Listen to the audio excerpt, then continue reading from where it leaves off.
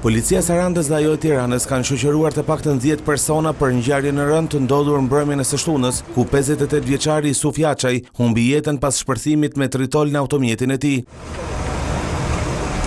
Burimi bëjmë në dije se mes të shoqëruarve ka dhe persona që dyshohet se i përkasin grupeve të ndryshme kriminale.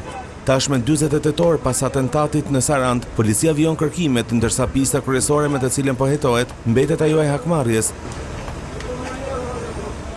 Për ekzekutimin e 58 vjeçarit, mendohet se është përdorur një sasi e konsiderueshme lëndë eksplozive, më shumë se 600 gram tritol, e cila ishte vendosur poshtë automjetit, me të cilin lëvizte viktima.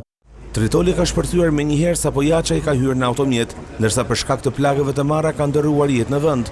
Shpërthimi ishte i fortë sa janë dëmtuar dhe bizneset afër, ndërkohë banorët janë terrorizuar. Nga policia dhe specialistë të forcave anti-eksploziv, të cilët merriten në vendngjarje, është bërë këshyerja plot automjetit, ndërkohë në zonë janë sekuestruar kamerat e sigurisë që mund të ndihmojnë grupin hetimor për zbardhjen e identitetit të autorëve.